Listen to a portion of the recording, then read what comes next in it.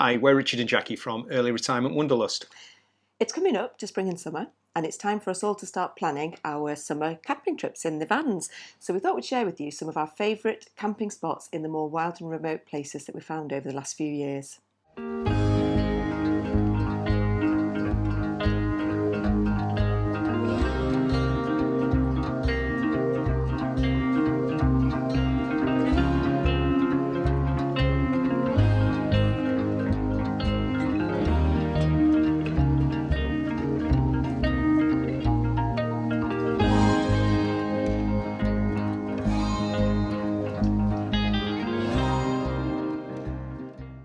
As Jackie said, we are coming into our favourite time of the year because spring and summer is on the way and it's time to start making some plans for our campervan adventures for the year. We've had our VW T6 campervan Nelson for over 6 years and we've travelled over 100,000 miles in him and found some amazing places along the way.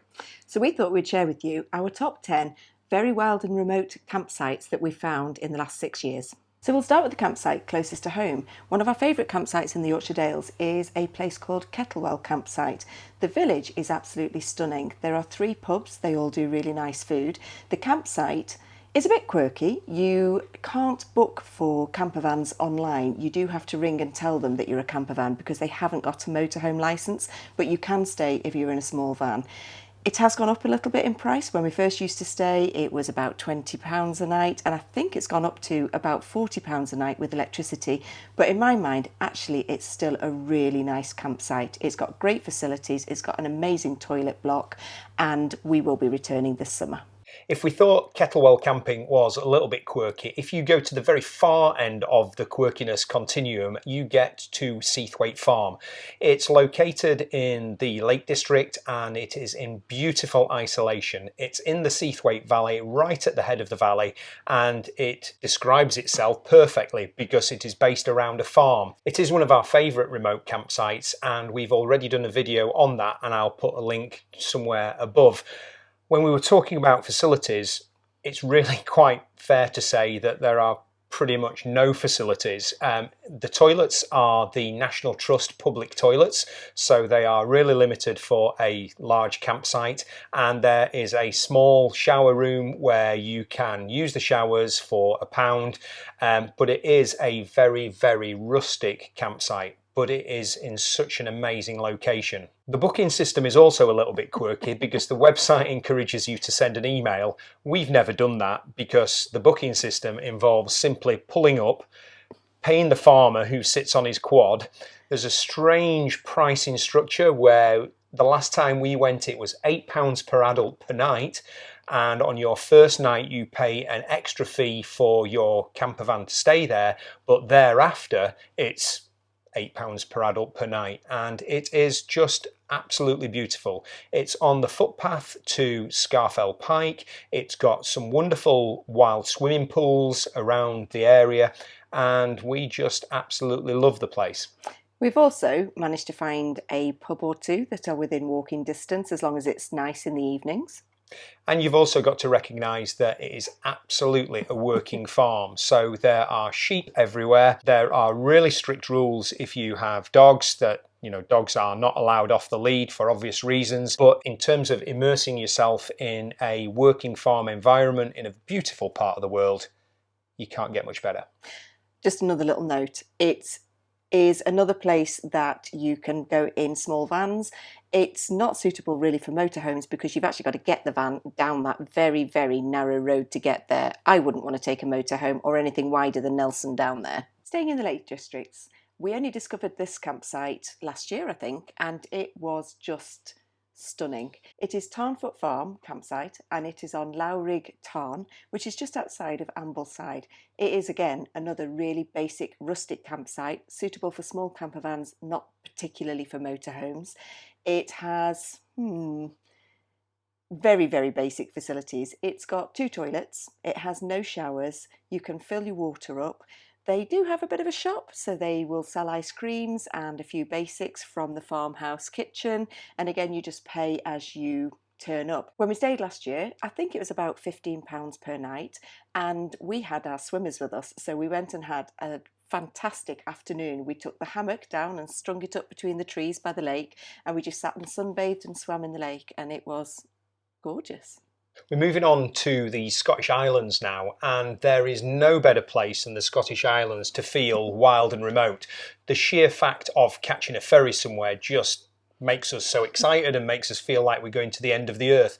And actually our first campsite is on Arran, and Arran is not very far. It's one of the most accessible Scottish islands that you can get to. The ferry is only an hour and it's a really regular ferry. And one of our favourite remote campsites on the island is on the northern tip of the island, and it is the Lochranza campsite.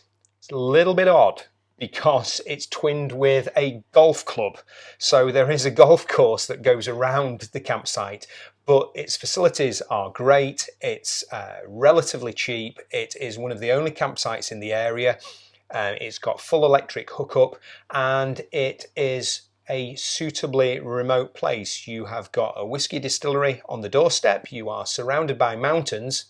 But I know Jackie's smiling because probably more important than all of that.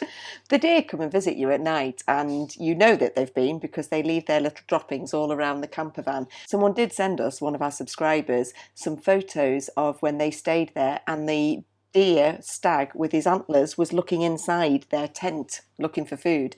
And also, on the golf course, last time we stayed in spring, the lambs were just jumping up and down on all of the different tee points. So if you're prepared for a little bit of wildlife intrusion to your camping, we think it's amazing. The prospect of sitting there in your van and watching the deer wander past is just unbelievable. It is a very picturesque setting, and it is one of our favourite campsites on Arran. Staying on the theme of wild and remote Scottish campsites, probably the most stunning, the most beautiful campsite we have ever stayed at, and probably one of the most wild and remote, is Fidden Farm on the Isle of Mull. It's as far as you can get from the ferry port, right across the island of Mull. It's right next to where you get the ferry to go across to Iona, so it's quite a handy farm campsite to stay at. It has got the most beautiful crystal blue waters and white sandy beaches. You would think that you are in the Caribbean when you stay there. When you book in, you drive up and choose your own parking spot for your stay, and you can be right on pretty much the beach, and you can open your van door to the waves lapping up to the edge of your van. I can't think of a more beautiful place that I'd love to wake up. It is stunning, but it is wild. And when we last stayed there, we had probably 48 hours of conditions that Jackie described, followed then by 24 hours of the most monumental storm to hit the island. Power went down, there was no power on the campsite, and it was pretty rough, but that's part of the appeal of camping in places such as that. And while we were based there, we did go across to the Isle of Iona, and we had a fab day. We again took our swimmers. We had a nice day swimming in the sea. It's a bit cold up in Scotland swimming in the sea, but the beaches are potentially some of the best beaches in the world. Our last choice for the Scottish Islands is even more remote, and it is on the Outer Hebrides. The Outer Hebrides are considerably further away than Mull and Arran, but the distance to get there is definitely worth the effort. And one of our favourite campsites on Harris is Horaboss campsite. It is quite unique. It is set on the west coast of Harris on one of the most beautiful white sand beaches that you can come across. It is really, really basic, and it is really, really remote. So, for example, their facilities block, the toilets and the showers are within a shipping container, and they are perfectly adequate, but they are very, very basic. You can get electric hookup, but what you certainly cannot get is phone signal or internet. So the booking of the campsite is really difficult. It did used to work on an honesty box principle, and we were speaking to the owner, and it was just really disappointing that during the course of COVID they actually realised when they didn't operate the honesty box that for years they'd been getting ripped off by people not paying their money. So booking is a real problem, but we would absolutely advocate that you persist in it. Yep, just phone in advance, make sure you're booked in. There are motorhomes that stay there. It's slightly wider roads. It is one of the big stop-offs if you are doing a tour of the Outer Hebrides. and another place that we will definitely be returning to.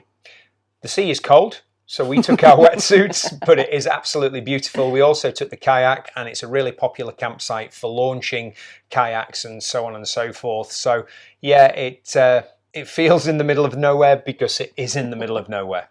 Okay, so we're moving away from Scotland and down to Wales.